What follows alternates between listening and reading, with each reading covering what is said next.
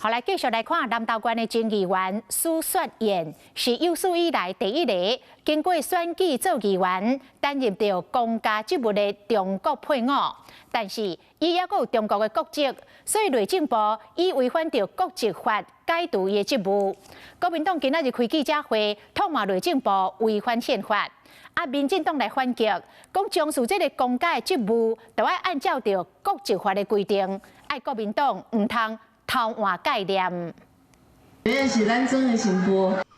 2018年，请竞选甲选民博感情；2021年，地保当选南投县议员，伊是中国寄过来的苏雪燕，当时创下有史以来头一位中国配偶做选举公职的纪录。即马因为无符合国籍法被解职，真生气。那在我做议员的这段时间，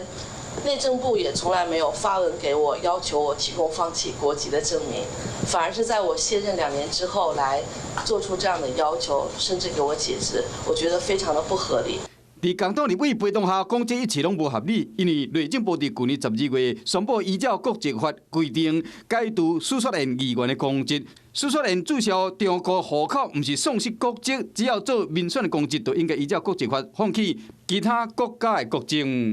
依照我们宪法的征修条里面，两岸并非两国的关系嘛，那更何况两岸人民关系条例是特别法，那国际法是普通法哦，哪有普通法凌驾在特别法之上的道理哦？两岸人民条例中规定讲，无伫台湾地区设户籍满10档未当登记为公职的候选人，国际法明定讲，有外国国籍的人就职前都要办理放弃。就这日起1年内，要完成丧失国籍，立法会认定讲，这个设籍满10档会使参选，当选后的条件拢要同款，适用选罢法、国籍法甲其他的法令。